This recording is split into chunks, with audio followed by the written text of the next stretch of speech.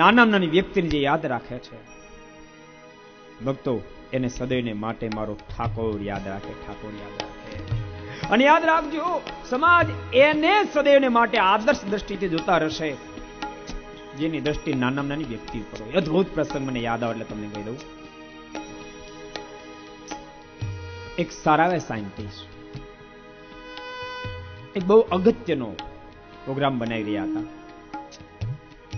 ઘરમાંથી બહાર નીકળતા એના ધર્મપત્ની કીધું, ક્યાં મેળો ચાલે છે, તમે સવાર વહેલા જાઓ છો, સાંજે મોડા રાતના આવો છો, ક્યારેક તો છોકરાને એ મેળામાં ફરવા માટે લઈ જાઓ, જરાક તો બાપ થાવ. પેલા સાયન્ટિસ્ટે કીધું, વાંધો નહીં, આજ હું વહેલો આવી જઈશ, છોકરાને જરૂર મેળામાં ફરવા માટે લઈ જઈશ. પ્રયોગશાળામાં પ્રવેશ કરતા પહેલા ઓફિસમાં જઈ બોસને કીધું, સાહેબ આજ મારે થોડીક વહેલી રજા લેવી પડશે. કેમ? મારા સ્ત્રી અને છોકરાઓને મેળામાં ફરવા જવું છે, ઘણા સમયથી કહે છે, તો આપ મને થોડી વહેલી પરમિશન આપજો. બોસે કીધું, વાંધો નહીં, તમે વહેલા જઈ શકશો. એ સાયન્ટિસ્ટે વિદાય લીધી. બીજા જે એ ઓફિસની અંદર સ્ટાફ બેઠો તેણે કીધું, પણ સાહેબ તમે એને રજા કેમ આપી? આજે એના ભાગનું જે કામ છે અતિ મહત્વનું કામ છે, અને વહેલા જતા રહેશે તો કામનું શું થશે? એ કામ આજ પૂરું જ કરવું જોઈએ. ત્યારે બોસે કે તમે ચિંતા ના કરો, માણસનું બરાબર ઓળખું છું કે પોતાનું કામ પૂરું કર્યા સિવાય જાશે નહીં.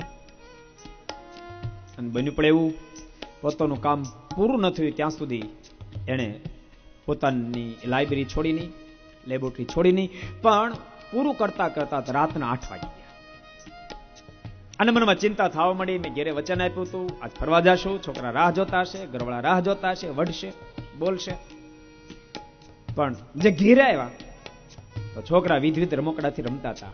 છોકરાએ સરસ નવા કપડા પહેર્યા હતા.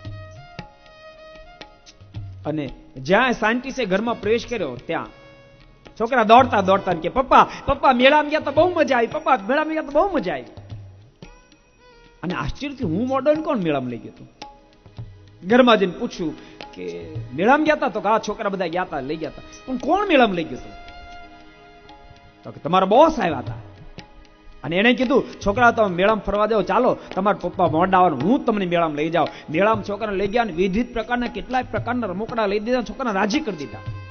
અને બાપ એ બોસ બીજા કોઈ નહીં, અબ્દુલ કલામ સાહેબ હતા. અબ્દુલ કલામ સાહેબ હતા. બોસ બનો તો બાપ આવા બનજો, કોકના બોસ બનો તો આવા બનજો, લીડર બનો તો આવા બનજો, દીકરા બનો તો બાપ દીવાન સાહેબ જેવા બનજો. ખરેખર કહું છું, જીવન જીવવાની મજા બહુ આવશે. ભક્તો, મારો વ્યક્તિગત મત છે, બધું પ્રાપ્ત થયા પછી એક માનવતા જો પ્રાપ્ત ન થાય તો જીવનની મોજ મારી જશે, ઉલટાની જીવનની મોજ મારી જશે.